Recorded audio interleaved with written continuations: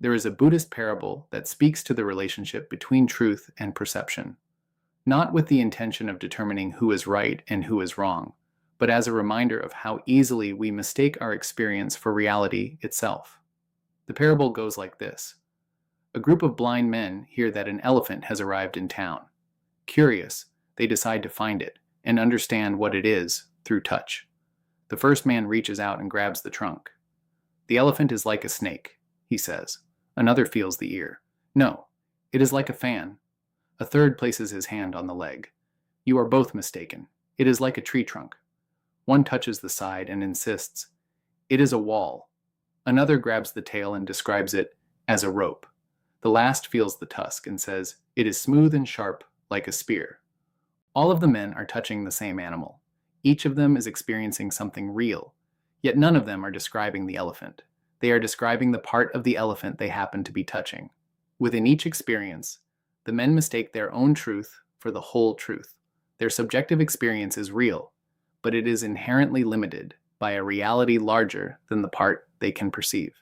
I've been thinking about this parable quite a bit over the last 2 weeks, but before we go any further, let me take a minute to introduce myself if you are new here.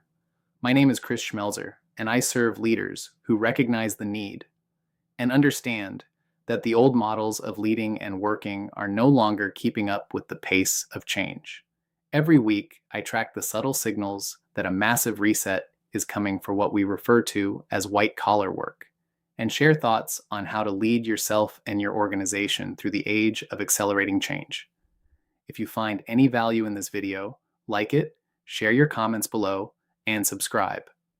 Over that time, I've been interviewing members of a leadership team in the middle of a major AI transformation program. What has struck me is not their perspectives on AI. What struck me was how differently they perceive the transformation they are at the helm of. In some interviews, AI was primarily a transformation effort focused on updating outdated policy. Others saw AI as a culture challenge. Some specifically pointed to a capability challenge. The more conversations I had, the more I found myself asking a simple question. Why are they all describing slightly different realities? I needed a way to make sense of what I was observing. That search eventually led me to a concept called sense-making. Sense-making is a concept that explores how people understand novel, ambiguous, or expectation-violating events, which sounds strikingly similar to the challenge of AI transformation in organizations. In the parable, the blind men were not lying. They were doing what all humans do when confronted with something they don't fully understand. They were trying to make sense of it. The more I reflected on the interviews, the more I realized I was observing the same thing. Research in the field of sense-making suggests when situations are uncertain, people do not simply observe reality. They actively construct explanations for what is happening based on their role, experiences, incentives, and past successes. In other words, when we experience something new, our brains process that experience by categorizing through the lens of something we have experienced previously. Each of us experiencing AI is filtering it through the lens of our own experiences, meaning we are perceiving slightly or significantly different realities. If you are following along with the metaphor, AI transformation is the elephant. Each member of the leadership team is touching a different part of it. One person's attention is consumed by policy challenges. Another senses cultural resistance. Someone else sees broken processes. Someone else sees cost-saving opportunities. None of them are wrong.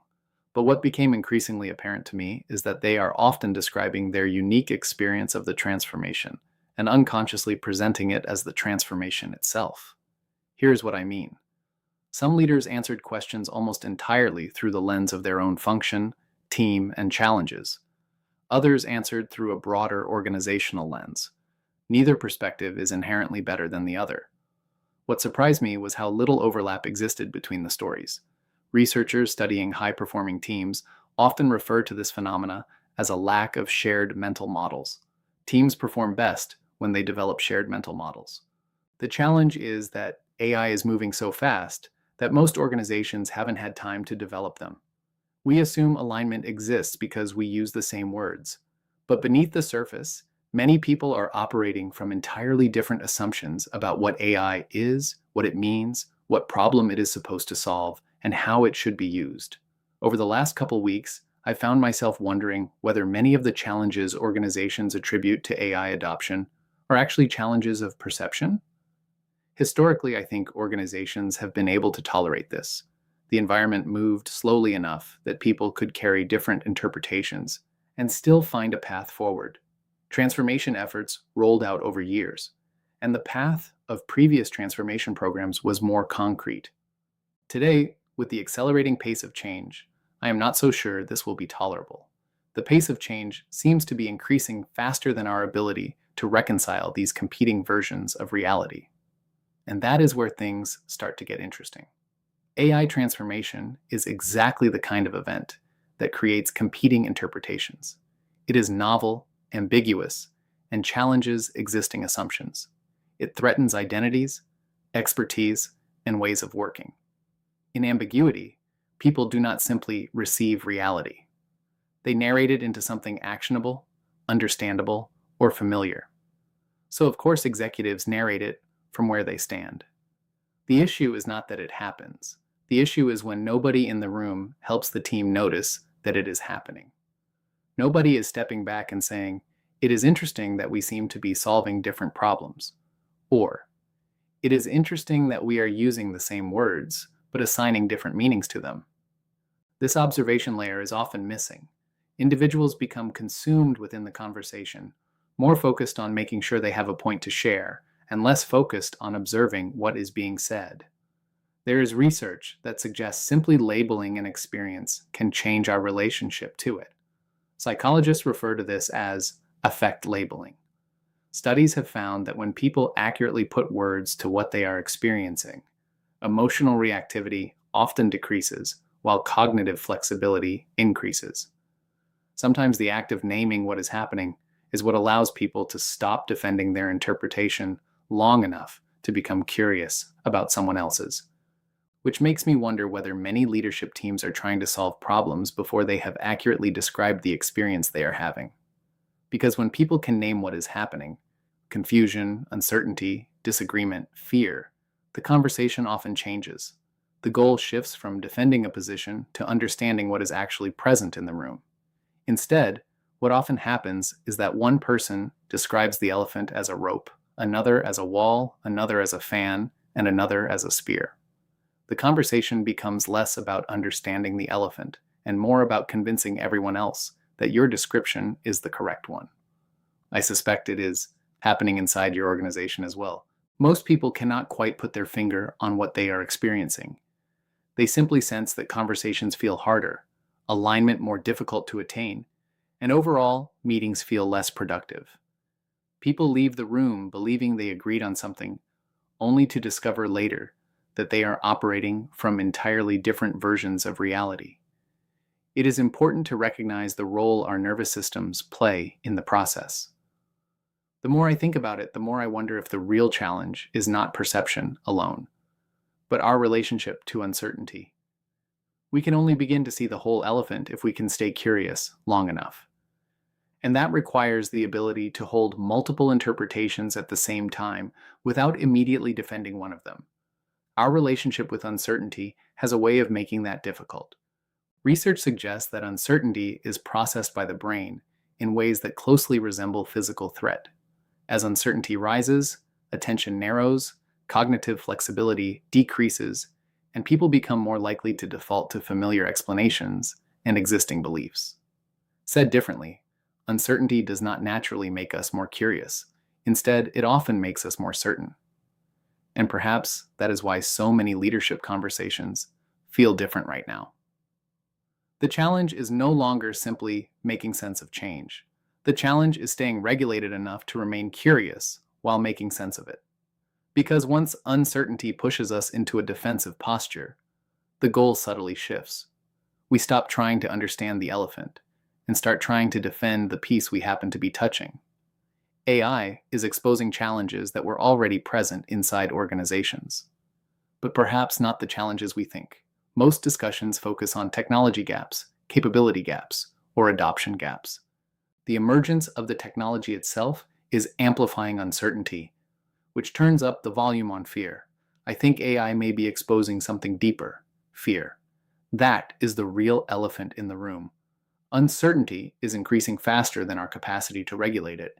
This is novel because for years, many organizations operated in environments that were moderately predictable enough to keep fear in the background. The future was uncertain, but it was familiar. AI feels different. It is challenging expertise, identity, long held assumptions about value, work, and relevance. As uncertainty increases, fear becomes easier to see. But when fear goes unrecognized, people become more protective of their ideas, more attached to their interpretations, and less curious about competing perspectives. The challenge is staying regulated enough to make sense of it together. Research on psychological safety has consistently found that teams learn fastest when people feel safe enough to challenge assumptions, admit what they do not know, and surface conflicting perspectives. AI is arriving at precisely the moment organizations need more of those behaviors, not less. The problem is that uncertainty often pushes teams in the opposite direction. When people sense fear, they defend positions and protect expertise. They retreat into resource guarding.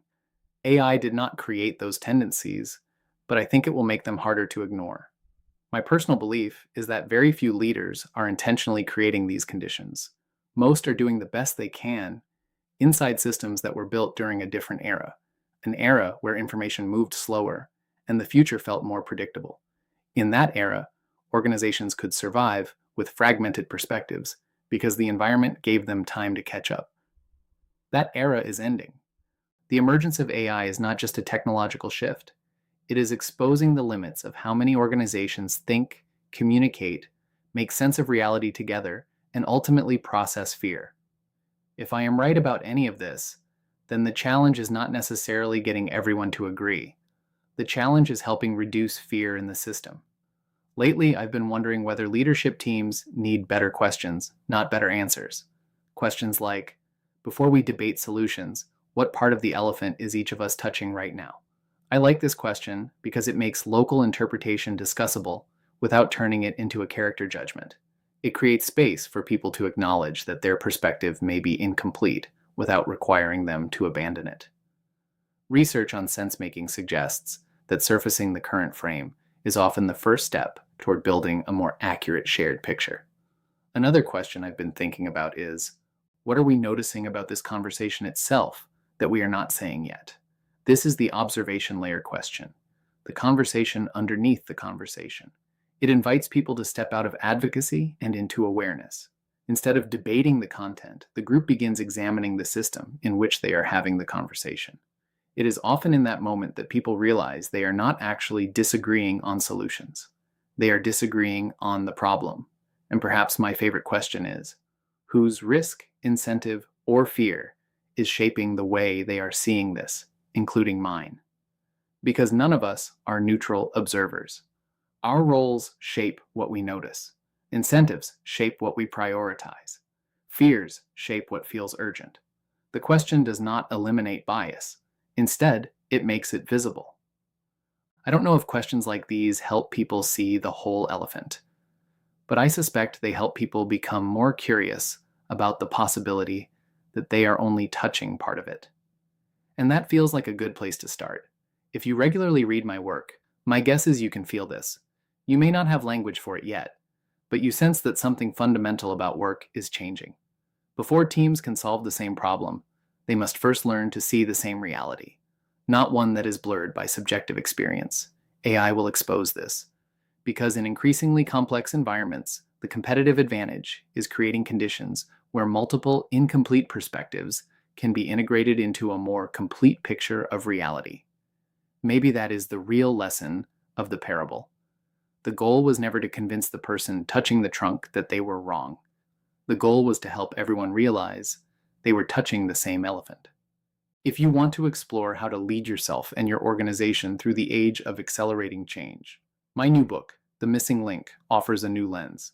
It shows why most change efforts stall and how human capacity, not just strategy, determines success. Once you see it, you'll lead change very differently. You can access it for free right now. Link is below the video.